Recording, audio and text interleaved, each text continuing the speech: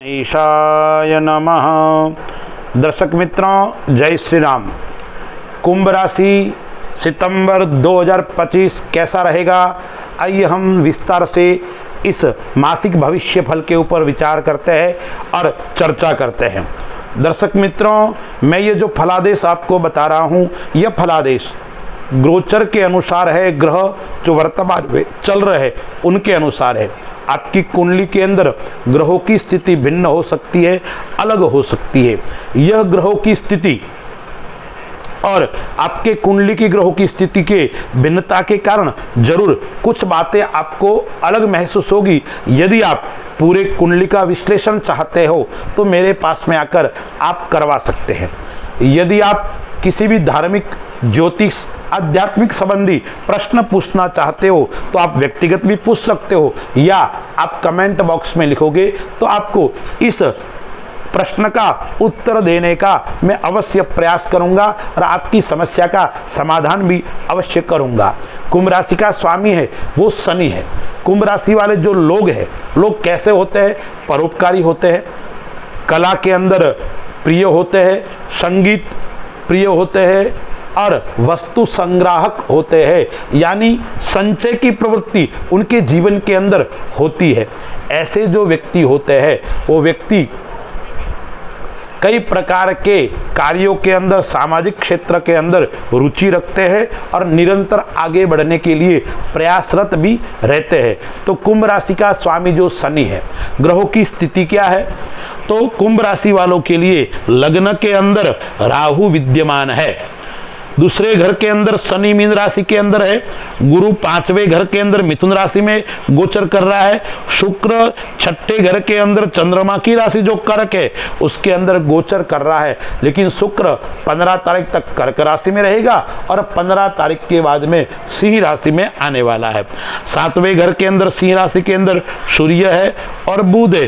केतु पहले से गोचर कर रहा है, केतु रहेगा लेकिन सूर्य और बुध दोनों परिवर्तित हो जाएगी। सूर्य अपनी स्वराशि को छोड़कर कन्या राशि में आएगा 17 तारीख को और बुध सिंह राशि को छोड़कर अपनी उच्च राशि कन्या राशि के अंदर 15 तारीख को आ जाएगा। कन्या राशि के अंदर मंगल भी गोचर कर रहा है। शुरुआत में वो मंगल है, वो भी 13 तारीख को राशि परिवर्तन कर जाएगा और वो तुला राशि में आएगा। तो यह ग्रहों की स्थिति है। अब मकर राशि, कुंभ राशि वालों के लिए कौन सी तारीख खराब रहने वाली है, मैं आपको जो ये तारीख बता रहा हूं आप नोट कर लीजिए और आजमाना चाहे तो आजमा लीजिए, कसौटी पे खरी अवश्य उतरेगी। तो क्या क्या तारीख है आपके लिए थोड़ी नुकसानदेह? तो कुंभ राशि वालों के लिए 4, 5, 6, 13, 14, 21, 22 और 23 तारीख कुंभ राशि वालों के लिए थोड़ी खराब रहेगी। इन दिनों में आपका मन असंतुष्ट रहेगा, मन के अंदर उठापटक रहेगी, नकारात्मक प्रभाव ज़्यादा रहेगा और आप आक्रामक बनोगे। और आक्रामक बनोगे तो आपका गुस्सा किसी परिवार वाले के ऊपर निकलेगा या अपने साथ में काम करने वाले उन लोगों के ऊपर निकलेगा और वो कलह को उत्पन्न कर सकता है, आपको समस्या उत्पन्न कर सकता है। इसलिए कुंभ राशि वाले जातक इस माह के अंदर मैंने जो तारीख आपको बता रहा हूँ, इन तारीखों के दिन आपको आक्रामक नहीं बनना है और मन को शांत गति से काम करने के लिए प्रेरित करना है। अब हम व्यापार की दृष्टि से देखते हैं तो कुंभ राशि वालों के लिए जो प्रशासनिक कार्य के अंदर, सरकारी नौकरी के अंदर बड़े पद के ऊपर है, बड़े ओहदे के ऊपर है, उनके लिए ये समय अच्छा और श्रेष्ठ रहने वाला है। क्या फायदा होगा? आपकी मान प्रतिष्ठा बढ़ेगी, आपका प्रभाव अपने क्षेत्र के अंदर बढ़ेगा। लेकिन छोटे जो लोग हैं, जो छोटी नौकरी करते हैं, थर्ड ग्रेड या फोर्थ ग्रेड के जो सर्विस क्लास लोग हैं, उनके लिए समय तो अच्छा है, लेकिन उनका बड़ा अधिकारी उनके साथ में व्यवहार थोड़ा अनुकूल नहीं रहेगा, इसलिए वो थोड़े परेशान रह सकते हैं। अन्यथा सरकारी नौकरी करने वाले, चाहे प्राइवेट नौकरी करने वाले, उनके लिए यह समय अच्छा और श्रेष्ठ रहने वाला है। व्यापार की दृष्टि से देखें तो जो 10वें घर का मालिक है और पराक्रम का मालिक है, वो 8वें घर के अंदर बैठा हुआ है और 15 तारीख के बाद में, 13 तारीख के बाद में वो भाग्य स्थान के अंदर आ जाएगा। तो जो व्यापारी है उनको 13 तारीख तक थोड़ी समस्या का सामना करना पड़ेगा। 13 तारीख तक कई प्रकार के आपको दिक्कतें आएगी, धन आने में रुकावट रहेगी, काम की गति रफ्तार धीमे रहेगी। हो सकता है आप जिससे काम कर रहे हैं उसके अंदर कोई न कोई रुकावट है, उससे मनमुटाव, इस प्रकार की समस्याओं का सामना करना पड़ेगा। लेकिन 13 तारीख के बाद में आपकी कार्य करने की गति बढ़ेगी, आपके काम करने की आपको आगे बढ़ेगी। इसलिए बंधुओं आपको विशेष ध्यान रखना है, क्योंकि इस माह के अंदर ग्रहों का टकराव भी हो रहा है। मंगल शनि आमने सामने है, फिर सूर्य आ जाएगा, तो सूर्य और शनि आमने सामने रहेंगे तो ग्रहों की टकराव है। वो टकराव व्यापार के अंदर किसी भी प्रकार का विस्फोट उत्पन्न कर सकता है, यानी अचानक समस्या आपके सामने आ सकती है, अचानक परेशानी का सामना आपको उठाना पड़ सकता है। उसके अंदर भी जो विदेश संबंधी काम करते हो तो उसके अंदर थोड़ी समस्याओं का सामना करना पड़ सकता है, या आपको कोई बीमारी के कारण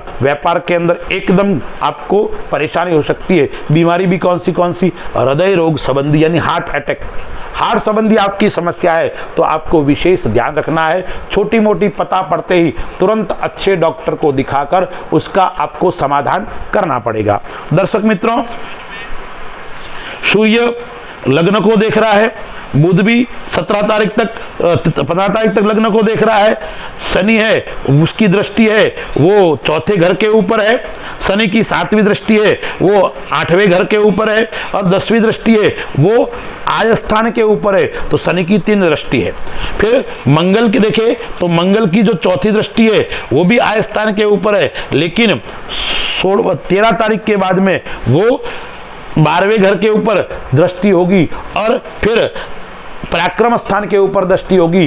तो भूमि संबंधी काम है उसके अंदर आपका लाभ होने वाला है। आपका कोई व्यापार, भूमि का काम रुका हुआ था वो 13 तारीख के बाद में आपका बढ़ सकता है, काम में आपकी गति बढ़ेगी। और कोई विवादित जमीन का केस आदि चल रहा है, मुकदमे आदि चल रहे हैं, वो भी आपको माह के अंत समय तक कोई न कोई निर्णय स्थिति पे आपको पहुंचा सकता है, और आप उसके कारण संतुष्ट भी रहेंगे। भाई बहनों से आपका लगाव रहेगा, मित्रों से आपको सफलता की प्राप्ति हो सकती है। लेकिन एक बात का आपको ध्यान रखना है, आपको किसी भी गवाही के अंदर आपको नहीं पड़ना है, यानी समझौता आदि कोई हो रहा है उसके अंदर आपको नहीं पड़ना है, अन्यथा बुराई आपके सिर के ऊपर आ सकती है। आप काम अच्छा करने जाओगे लेकिन बुराई आपके पास में आ सकती है, ऐसा कुंभ राशि वालों को ध्यान रखना है। दर्शक मित्रों, और कौन सी बात का आपको ध्यान रखना है, एक आपके परिवार, काका, मामा, ससुराल, उनसे थोड़ा मनमुटाव इस माह के अंदर आपको देखने को मिलेगा। बड़ा नहीं रहेगा लेकिन थोड़ा रहेगा, यानी क्या होगा ऐसा कि बात कुछ नहीं और बात बड़ी बन जाएगी, यानी आप बोलोगे नहीं तो भी फंसोगे और बोलोगे तो भी फंसोगे। इसलिए थोड़ी सावधानी पूर्वक, कुशलता पूर्वक आपको काम करने की आवश्यकता है। न विवाद में पड़ना है, न ज्यादा उस बात को लेकर आपको चिंतन करना है।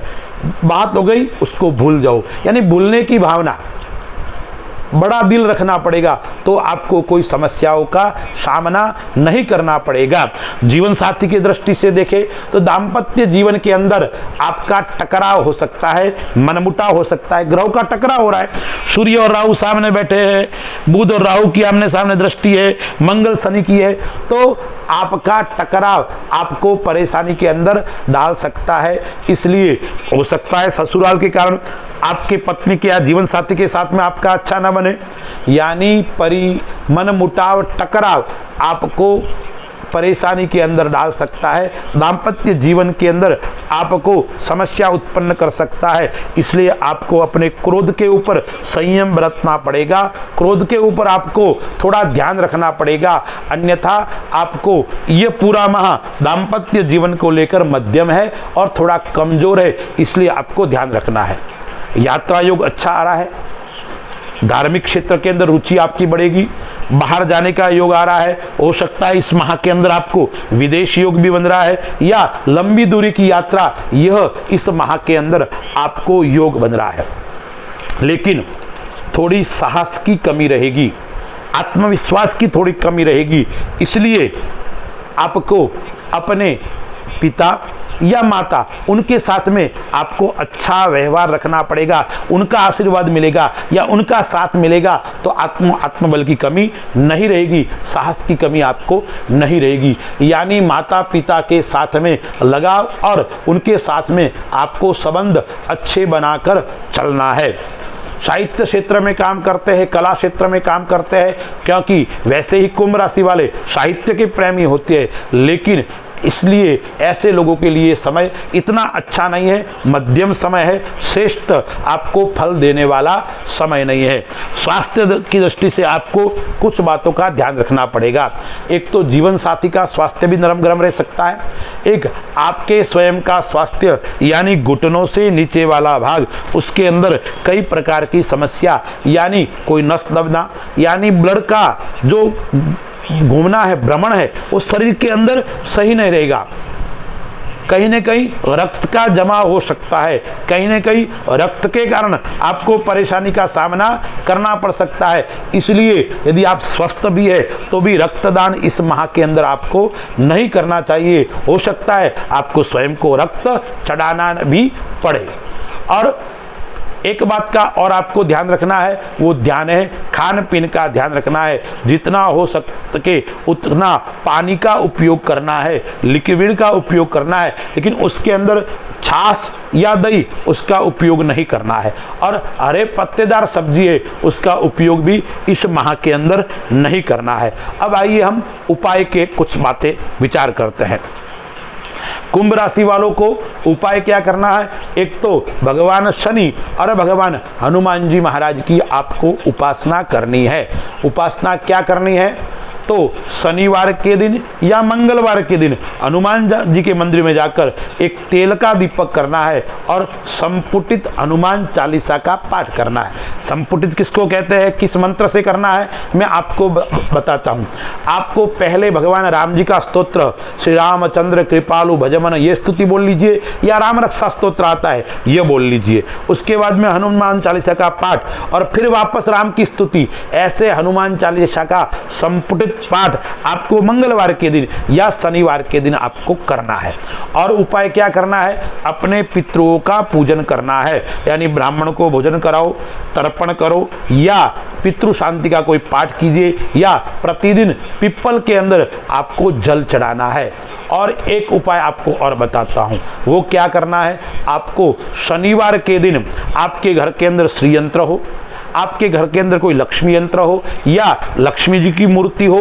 देखो मूर्ति भी कैसी होनी चाहिए उसका वीडियो मैंने अलग से बनाया है, आप देख सकते हैं। वस्तुतः मूर्ति है वो धातु की होनी चाहिए या पत्थर की होनी चाहिए। आजकल एल्यूमिनियम है, केमिकल है, ऐसी मूर्ति हो तो उसकी पूजा मत करना।